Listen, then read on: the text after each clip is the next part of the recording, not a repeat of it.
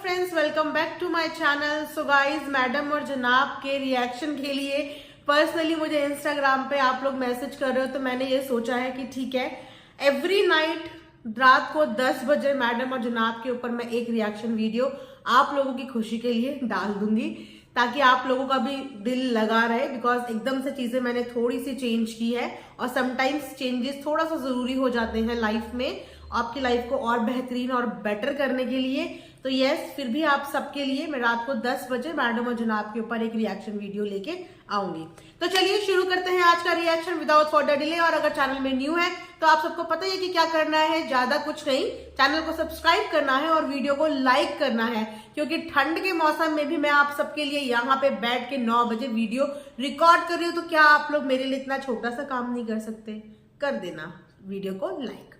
तो दोस्तों, जैसे कि आपने देखा कि बिरयानी वाला कॉन्सेप्ट तो आपने देख ही लिया था कि किस तरीके से स्टेज के ऊपर बिरयानी गई थी। मैंने कल वाली वीडियो में वो सब कुछ अपने दिल की जो मेरे अंदर घुसी हुई बातें थी वो मैंने वीडियो में बता दी थी। तो अगर आप लोगों ने वो वीडियो नहीं देखी तो चैनल में है, आप जाके वो कल वाली वीडियो मेरी नाइट वाली देख लेना।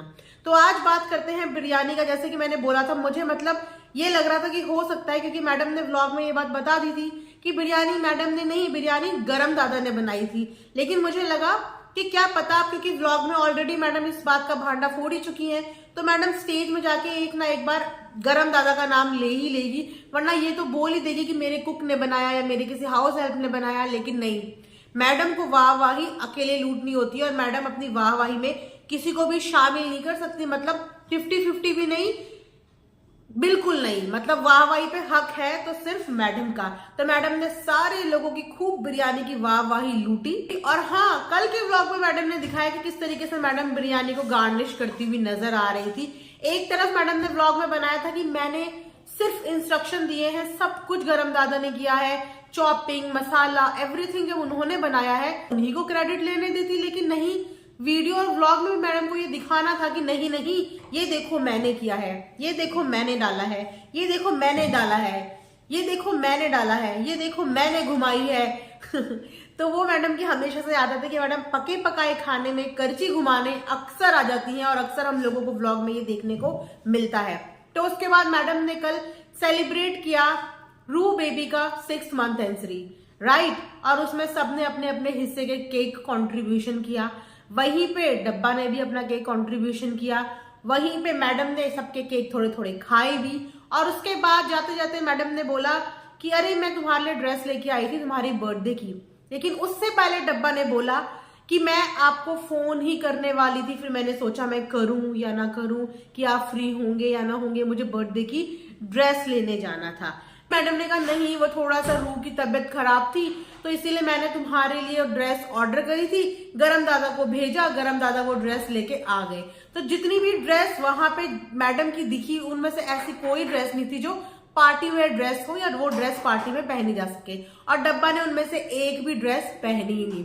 और डब्बा अपनी ड्रेस का मटेरियल लेने के लिए अकेले ही चल गई। उस समय पे मुझे थोड़ा सा बुरा लगा, क्योंकि अगर बात करें मैडम इतनी ज्यादा बिजी हैं तो मैडम जनाब के सेट पे हमेशा पहुंचती हैं। हालांकि अभी पिछले 1-2 हफ्ते से मैडम दिखी नहीं, लेकिन इसका मतलब ये नहीं कि मैडम गई नहीं। हाँ, हमें लगा कि मैडम गई नहीं क्योंकि मैडम दिखी नहीं, लेकिन मैडम दिखी नहीं, लेकिन मैडम फिर भी गई थी। कंफ्यूज हो गए ना, मैं भी ऐसी कंफ्यूज हो गई थी कि भैया आखिर में ये मांझना क्या है कि मैडम गई भी और मैडम दिखी भी नहीं, और मैडम दिखी भी नहीं और मैडम गई भी। तो वहां पे जाने के लिए मैडम को कोई मुश्किल नहीं होती। वहां पे जाने के लिए मैडम को ये ध्यान नहीं आता कि रू बेबी सेट पे किस तरीके से एडजस्ट करेगा, कितने सारे लोगों की भीड़ में ऐसे कैसे रहेगा। लेकिन वहीं पे डब्बा के लिए ड्रेस लेने जाने के लिए मैडम के बिजिएस्ट शेड्यूल, बिजिएस्ट शेड्यूल। तो बस वही हुआ। और उसके बाद डब्बा वहां से वो पैकेट लेके चली गई और डब्बा ने उनमें से कोई भी कपड़े पहने नहीं है। तो वहीं पे बात करते हैं अब कि जनाब के शूट में अगर मैडम लगातार जा रही थी, क्योंकि इन्होंने व्लॉग में वही बताया, तो मैडम दिखी क्यों नहीं समझ में आया। अब आपको मैं समझाती हूँ। मैडम इसीलिए नहीं दिखी क्योंकि टरा मैडम ने इन्हें टोक दिया था। तो उसके बाद मैडम तो वहां गई, लेकिन पैप्स ने इन्हें कैप्चर नहीं किया, इनको कवर नहीं किया। समझ रहे हो? तो यानी कि जब जब मैडम वहां जाती थी, मैडम कॉल घुमाती थी कि मैं आई हूं भैया, आ जाना लेने के लिए। लेकिन इस बार मैडम ने कोई फोन नहीं किया, यानी कि अब जो 2 बार से मैडम नहीं दिखी हैं तो मैडम ने कॉल नहीं की है, तो कॉल नहीं की तो वो लोग आए भी नहीं। तो अब आप समझिए कि कोई भी पैप या कोई भी मीडिया वाले इनको अपनी मर्जी से कैप्चर करने के लिए नहीं आते हैं भैया, नहीं आते हैं।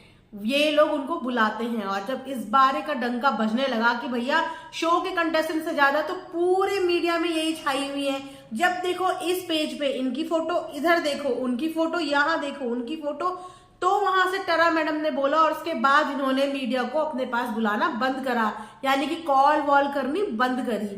तो इस वजह से ये जो है 2 हफ्ते से हम लोगों को नजर नहीं आई, लेकिन ये गई थी सेट में बराबर।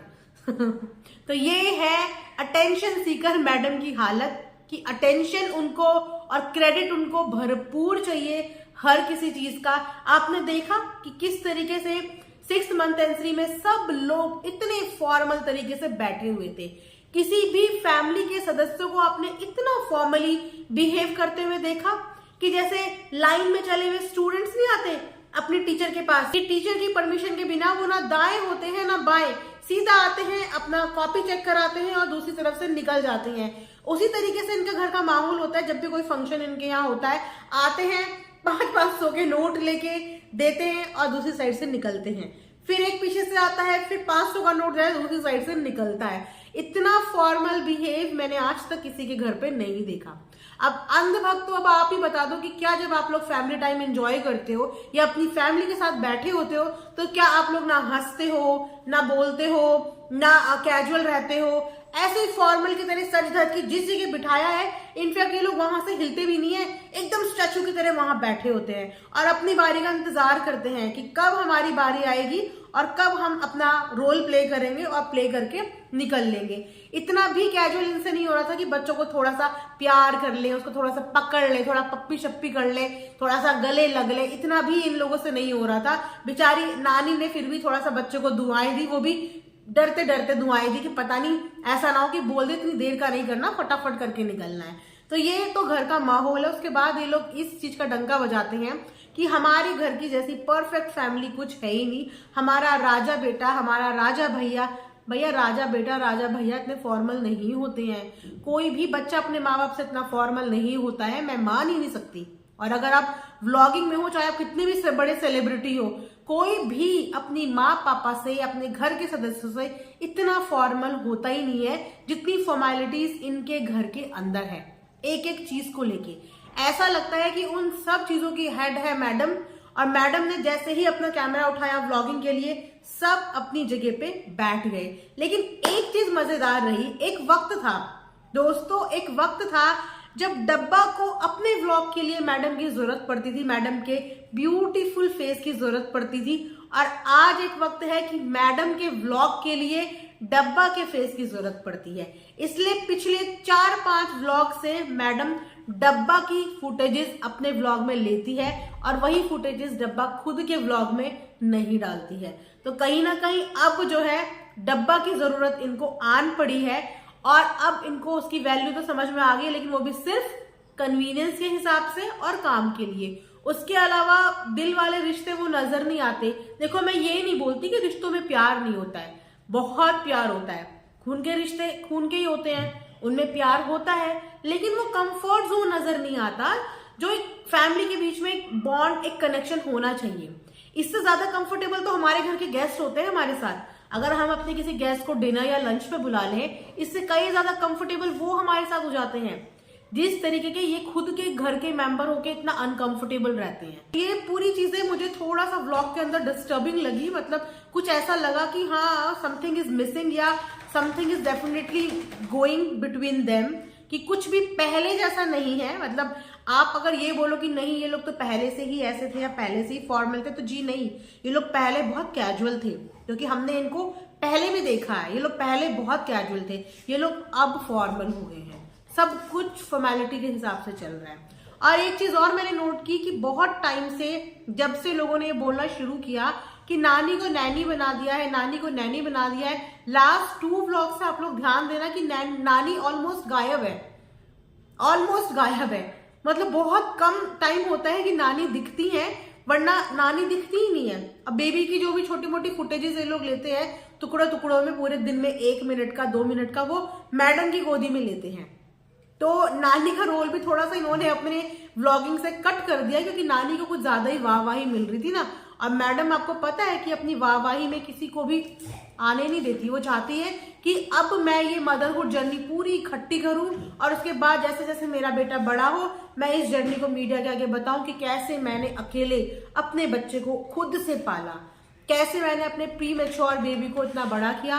क्योंकि इमोशनल सीन तो मैडम ने दिखाई दिया था, बनाई दिया था। जब मैडम 6 मंथ्स की जर्नी देख रही थी तो अपने बेबी की एक पिक्चर देख के मैडम की आंखों में आंसू आ गए थे। ये आंसू तब नहीं आए थे जब फर्स्ट टाइम इन्होंने ये सब चीजें शेयर की थी, लेकिन ये आंसू 6 महीने की जर्नी के बाद आए हैं। चलो ठीक है, इस पर भी हम ज्यादा टीका टिप्पणी नहीं करते, होते हैं इमोशंस किसी किसी के निकल जाते हैं, इमोशंस पे बात नहीं करेंगे। लेकिन यहाँ पे मैं वही बात कर रही हूँ कि नानी का सीन भी थोड़ा सा कट चुका है। देखो ये पॉइंट्स पे मैं इसलिए बात करती हूँ क्योंकि प्रॉब्लमेटिक एरिया है, और अगर कहीं ना कहीं गलती से भी हमारी वीडियो ये लोग सुने तो इन्हें समझ में आए कि एक्चुअल में व्लॉगिंग के अंदर ये लोग क्या गलतियां कर रहे हैं, या व्लॉग में भी नहीं कर रहे हैं तो अपनी निजी जिंदगी में क्या मिस्टेक्स कर रहे हैं। क्योंकि हर चीज को इम्प्रूव कर सकता है इंसान, लेकिन इम्प्रूव तब करेगा ना जब उसको अपनी गलतियां पता चलेंगी। अब घर में तो किसी के अंदर हिम्मत ही नहीं है कि मैडम को कोई उनकी गलती बता दे कि आप ये गलत कर रहे हो, आपको ऐसे नहीं करना चाहिए। तो चलिए, अगर हमारे थ्रू ही मैडम को थोड़ी सी चीजें पता चलती है कि मैं अपनी लाइफ में क्या छोटी छोटी गलतियां कर रही हूँ, तो क्या पता सुधार ले। तो मैडम एक चीज और गलत करती है कि 24 घंटे जो है बेबी को अपनी गोदी में ही रखती है। मैं मानती हूँ कि बहुत से बेबी ऐसे होते हैं जो बेड पे छोड़ते ही रोने लगते हैं, उन्हें गोदी चाहिए होती है। लेकिन शुरू से ही बच्चों को ये आदत डालनी चाहिए कि उन्हें मैक्सिमम बिस्तर में ही रखो। वो 1 दिन रोएगा, थोड़ा सा 2 दिन रोएगा, तीसरे दिन से उसे आदत हो जाएगी। लेकिन अगर आप उसको जरा भी नहीं करने दोगे तो हमारे यहाँ तो बोलते हैं कि बच्चा थोड़ा बहुत रोते रहना चाहिए, उसकी मसल्स खुलती हैं। लेकिन ये अपने बच्चों को पै भी नहीं करने देते, वो जैसे ही पै करता है ये फटाक से उसको पकड़ लेते हैं। ये सही नहीं है बच्चों के लिए, बिकॉज बच्चे जितना नीचे छोड़े रहे, जितना खुले में रहे, उतना वो अपने हाथ पैर चलाते हैं, उतना वो कोशिश करते हैं अलटने की पलटने की। 6 मंथ्स का इनका बेबी हो गया है। अगर एक नॉर्मल बच्चे की स्पीड से कंपेयर किया जाए माइलस्टोन से, तो अब तक उसको अलटना पलटना शुरू कर देना चाहिए था।